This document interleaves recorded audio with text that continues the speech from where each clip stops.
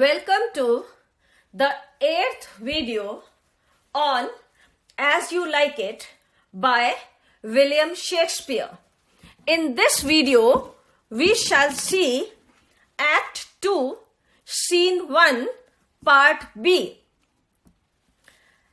नाटक As You Like It, जिसके रचयिता विलियम शेक्सपियर हैं, के इस 8वें वीडियो में आपका स्वागत है।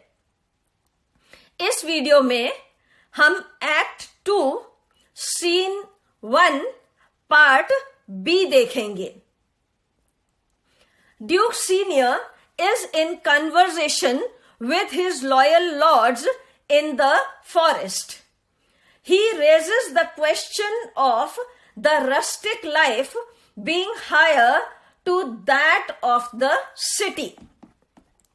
Here we see that Duke Senior in the 7th video was in conversation with his group mates in which he was reflecting on the merits of rustic life, the merits of pastoral life, the merits of jungle life.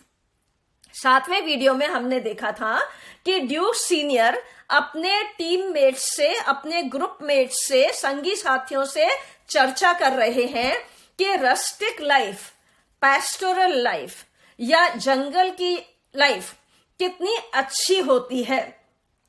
And he raises the question of the rustic life being higher to that of the city. Now, he was telling that the pastoral life is higher in quality and morals and ethics as compared to the urban life. Duke Senior was reflecting on the point of the quality or the level of life. And he says that pastoral life level-wise is better than the urban life. यहां पर Duke senior ये चर्चा कर रहे हैं कि जीवन का स्तर यदि हम देखें तो वो पैस्टोरल लाइफ में बेहतर है। पैस्टोरल लाइफ का स्तर ऊंचा है किसकी तुलना में? जो अर्बन लाइफ, जो शहरी जीवन हम जीते हैं उसकी तुलना में ग्रामीण जीवन या जंगल में बीत रहा ये जीवन, इसकी मॉरल एथिक्स या इसके नैतिक मूल्य बेटर है। This thought colors the mood of the scenes set in the forest of Arden and for the remainder of the play. Now, this thought colors the mood of the play. Now, what happens from here onwards? We will find that the characters on the stage, they are in a particular mood. यहां हम देखेंगे कि नाटक के पात्र जो हैं वो फॉरेस्ट ऑफ आर्डन में होने के कारण और ड्यूक सीनियर की विचारधारा के कारण एक बहुत अलग मूड में दिखाई देंगे। Are not these woods more free from peril than the envious court? Now here the dialogue which Duke Senior utters is very important. He says, are not these woods more free from peril than the envious court? He says that in the court there is plenty of envy, there is plenty of jealousy, there is plenty of tug and war situation. But here in the woods there is no tussle, there is no conflict. So life here is rather more peaceful. यहां पर Duke Senior कहते हैं, are not these woods more free from peril than the envious court? Court में, दरबार में जब हम रहते हैं तो हम कितने एनवियस होते हैं, कितने ईर्ष्यालु होते हैं, कितनी खिंचाव की स्थिति में, कितनी तनातनी की स्थिति में रहते हैं। और यहां जंगल में हमारे बीच में कोई तनाव नहीं है, कोई खींचतान नहीं है, हम इतने प्रेम भाव से रह रहे हैं।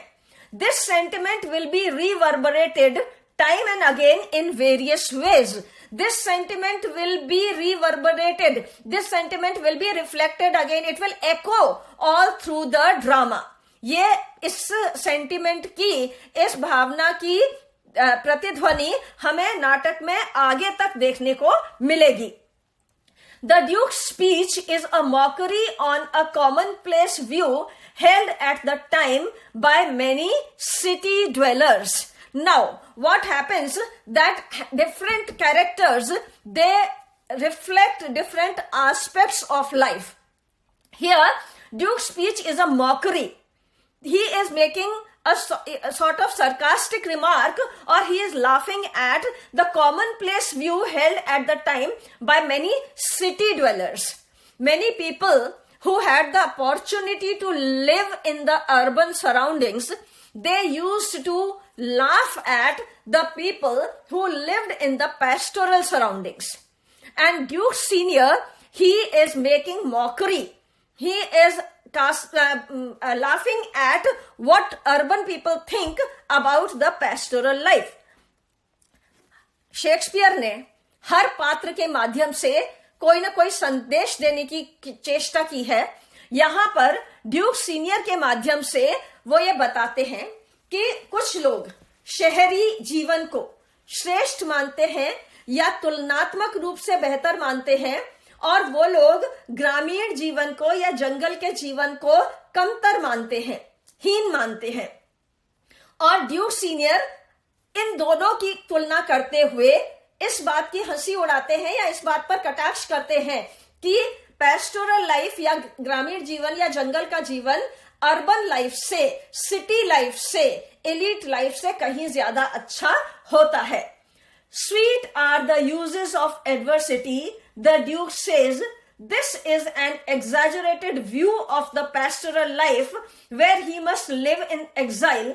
But later in this scene, Jacques, a critic of the world at large, extends this already exaggerated view and contends sarcastically that the pastoral life also endorses the notion that it is necessary. Now here we see that Duke Senior says, sweet are the uses of adversity. Adverse situations of life are very beneficial. This is what Duke Senior tries to convey. जीवन की विपरीत परिस्थितियां हमारे लिए बहुत माधुर्य लेकर के आती हैं या बहुत फायदेमंद होती हैं, ऐसा ड्यूक सीनियर कहने की चेष्टा करते हैं. This is an exaggerated view of the pastoral life. Now this is an exaggeration. This is something that has been bloated beyond proportion, because adversity is not always that sweet or that good as we make it out to be. यहां पर sweet are the uses of adversity के माध्यम से Duke ने जो कहना चाहा है वो अपने अनुपात से ज्यादा बड़ा हो गया है. क्यों? कि विपरीत परिस्थितियां अच्छी तो होती हैं, लेकिन इतनी भी अच्छी नहीं होती कि हम ये मान लें कि बस विपरीत परिस्थितियां हैं तो वही अच्छी होंगी. Where he must live in exile, but later in the scene, Jacques, a critic of the world at large, extends this already exaggerated view and contends sarcastically that the pastoral life also endorses the notion that it is necessary. Now, here we find that Jacques, he extends the thought. यहां पर हम देखते हैं कि जेकस नाम के पात्र के माध्यम से शेक्सपियर ने इस थॉट को और आगे बढ़ाने की कोशिश की है. To frighten the animals and kill them up in their assigned and native dwelling place. Now, Jacques, he says to frighten the animals and to kill them up. Now, because Jacques is rambling, Jacques is babbling, he is speaking in uncouth tone. That is why whatever he is muttering does not convey a very clear message. But he says to frighten the animals and kill them up. Jacques says that animals are being frightened and killed up where? In their assigned and native dwelling place. The jungle is the dwelling place of animals. And if animals are being killed in their own residing place, then what can be said about the pastoral life? Now this again is a question that Shakespeare has put before the readers. यहाँ पर इस dialogue के माध्यम से to frighten the animals and kill them up in their assigned and native dwelling place. जेकस का जो dialogue है कि हम पशुओं को मारते हैं, डराते हैं उसी स्थान पर जो उनकी रहने की जगह है, ये भी शेक्सपियर ने एक मत प्रकट करने की चेष्टा की है. It is also important to note that Duke Senior, while enjoying Jacob's company, is not overly enthralled with Jacob's philosophy. We also find that although Duke Senior enjoys the company of Jacob, he enjoys to be playfully engaged with Jacob's dialogues. Still, there is a little bit of disagreement regarding the philosophy that Jacob conveys. यहाँ हम देखते हैं कि duke senior जेकस के वक्तव्यों से मनोरंजन भरपूर कर रहे हैं, लेकिन जेकस की धारणा से या जेकस की विचारधारा से वो बहुत ज्यादा सहमत नहीं है या बहुत खुश नहीं है. I love to cope, muse playfully with him in these sullen fits, for then he is full of matter. Now the Duke says that I love to cope or muse playfully with him in these sullen fits when Jacob is in a state of sullen fit. When Jacob is in a state of mental turmoil or in a state of there is turbidity in his thoughts. जेकस के सोच में एक तरह की unclear message है. Duke Senior कहते हैं कि जब वो इस तरह की बातें करता है तो मुझे बहुत मनोरंजक लगता है. For then he is full of matter, because at this point of time he is full of matter, he is full of substance. Duke Senior कहते हैं कि जब जेकस इस तरह से बड़बड़ाता है या मिश्रित बातें करता है तो इसकी बातों में बहुत गहन तथ्य छुपा होता है. This is the first evidence of the fact that Jacob is not to be taken too seriously. But because this is a drama and we have to understand what is being said, how it is being said, and what is the purpose of the particular creation of a character or situation or dialogue. So here we can see that Jacob is not taken seriously by anybody. हमें किसी भी नाटक को समझने में बहुत ध्यान रखना होता है इस बात का कि कोई भी पात्र या परिस्थिति की रचना की गई है तो वो क्यों की गई है, किस उद्देश्य से की गई है, उसको समझने का अभिप्राय क्या होना चाहिए, वो बहुत महत्वपूर्ण है. इसीलिए हमें समझ में आता है कि जेकस को या उसके बोले हुए किसी भी डायलॉग को बहुत महत्वपूर्ण नहीं माना जा सकता है. Jacob always thinks that his thoughts are philosophical, but they are rather ordinary and generalized, so no one gives much weightage to his philosophy. Now here we see that Jacob thinks too high of himself. Jacob thinks that he is full of saturated thoughts or very intense thoughts, but the other characters do not think so of him. यहाँ हम देखते हैं कि जेकस के खुद के बारे में विचार ये बनते हैं कि वो बहुत गहन चिंतनशील विचारणीय बातें करता है, जबकि दूसरे पात्र जेकस के बारे में ऐसा नहीं सोचते हैं. और यही कारण है कि जेकस के किसी भी वक्तव्य को बहुत महत्वपूर्ण न माना जाता है, न उसको वो महत्व दिया जाता है. Shakespeare is satirising both views here. Duke seniors that everything in nature is good. Here we see that Shakespeare is trying to draw the attention of the audience towards two things that are moving parallel. These two things are, first, one which is voiced through the mouth of Duke Senior, and that is everything in nature is good. यहां हम देखते हैं Shakespeare ने दो बातों को समानांतर रखकर हमारे सामने विश्लेषण के लिए छोड़ा है. पहली बात जो उसने ड्यूक सीनियर के मुंह से कहलवाई है वो ये है, everything in nature is good, that all that nature provides is good. वो हर चीज जो प्रकृति हमको देती है वो अच्छी ही अच्छी है, श्रेष्ठ ही श्रेष्ठ है. शेक्सपियर ने ये विचार ड्यूक सीनियर के माध्यम से हमको प्रेषित किए हैं, पाठकों को या आलोचकों को. And second, and Jacques, that nature is good only when man is not around to evoke change. Second aspect that Shakespeare has introduced is through the mouth of Jacques. दूसरा पक्ष जो शेक्सपियर ने बताने की कोशिश की है वो उसने जेकस के डायलॉग के माध्यम से बताई है, और वो ये है that nature is good only when man is not around to evoke change. Nature is good, but it is good only when man, it is nature minus man is good. प्रकृति अच्छी है लेकिन वो तभी अच्छी है जबकि मनुष्य पास में नहीं होता है. क्यों?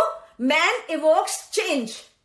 Man tries to change everything that is good. मनुष्य प्राकृतिक रूप से ऐसा है कि कोई भी चीज जिस भी रूप में होती है मनुष्य उसको बदलने की कोशिश करता है. मनुष्य प्रकृति को उसके मूल रूप में नहीं छोड़ता है. Everything about nature is good but man does not allow it to remain good. Nature के बारे में सब कुछ अच्छा है लेकिन मनुष्य उस अच्छे को अच्छा रहने नहीं देता है. Both views were popular at that time. These two views are running parallel. And both these views were popular. That nature is good, and second, that nature is good only when there is no man element in it. यहां पर ये दोनों की दोनों विचारधाराएं समानांतर चल रही हैं. प्रकृति बहुत अच्छी है, एक बात है. प्रकृति तभी तक अच्छी है जब तक मनुष्य का उसमें हस्तक्षेप नहीं होता है, क्योंकि मनुष्य ने हस्तक्षेप किया और उसने प्रकृति को खराब किया.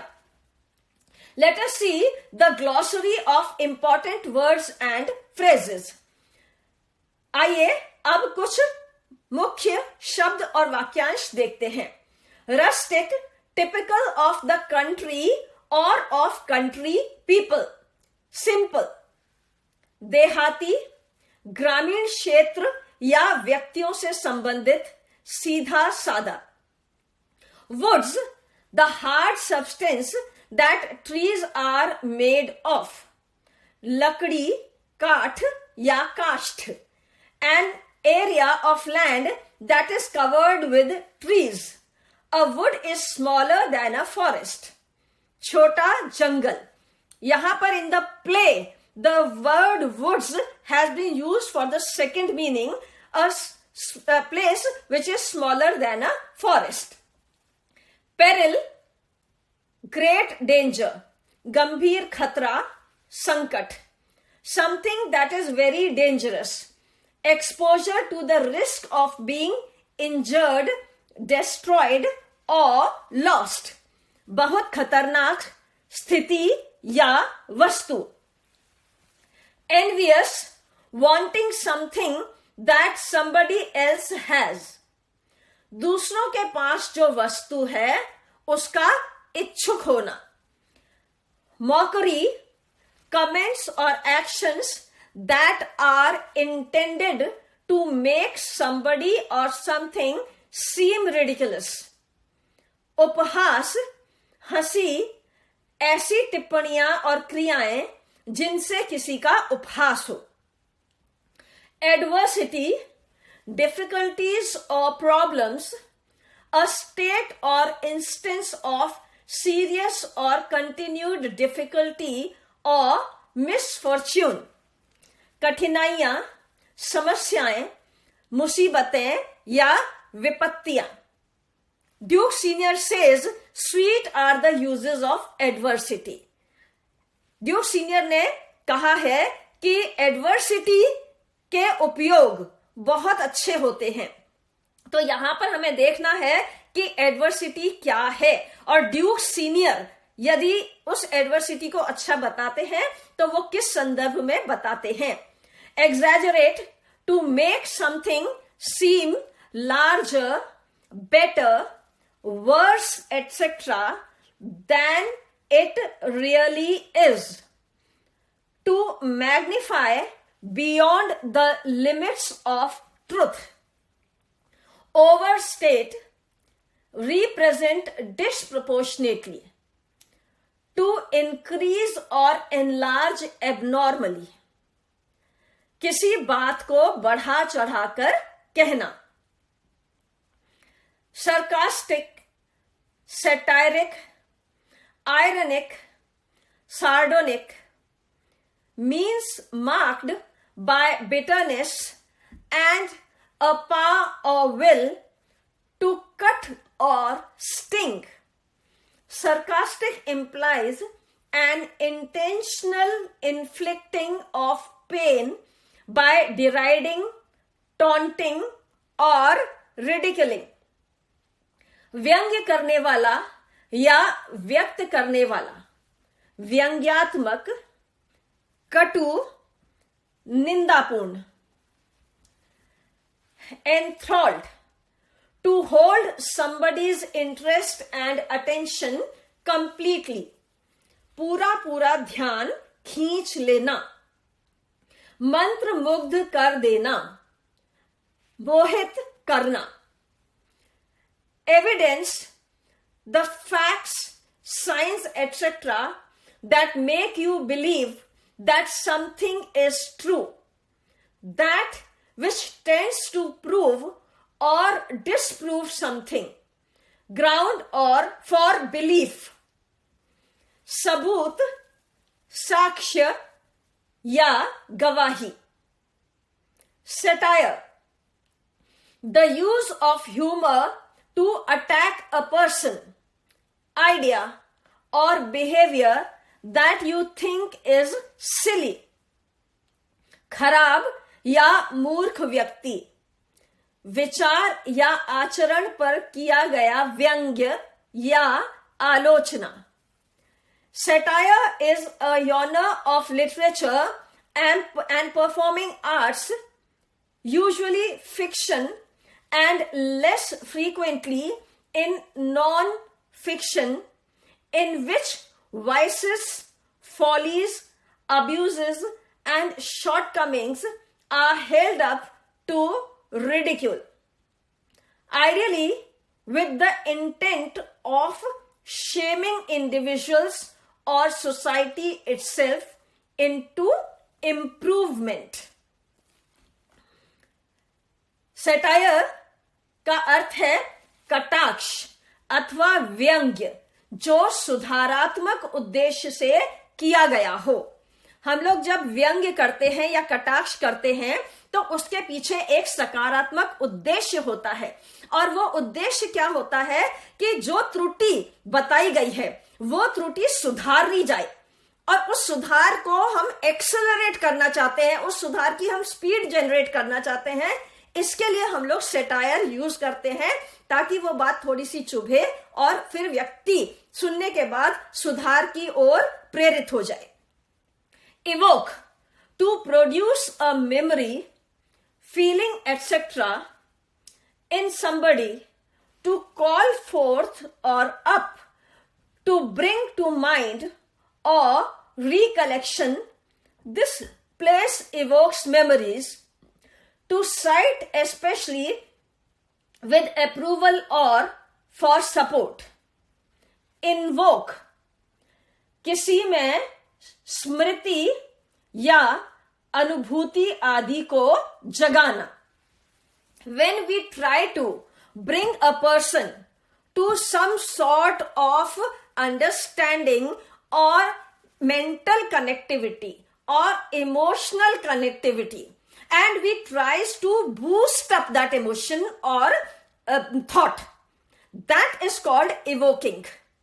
जब हम किसी विचार को या किसी अनुभूति को इतना प्रेरित करते हैं कि वो आगे बढ़े, और उसमें से सृजन हो या सुधार हो, उस प्रक्रिया को हम इवोक कहते हैं।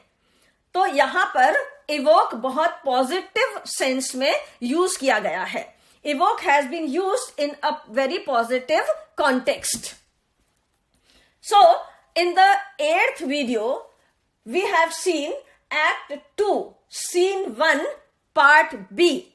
The story of the play As You Like It continues further on. Kindly see the following videos.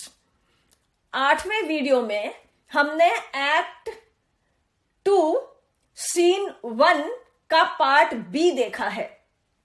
इसके आगे भी नाटक की कहानी लंबी होने के कारण अन्य कई वीडियोस में जारी रहेगी, इसलिए आप आगे के वीडियोस निरंतरता से देखें। थैंक यू, धन्यवाद।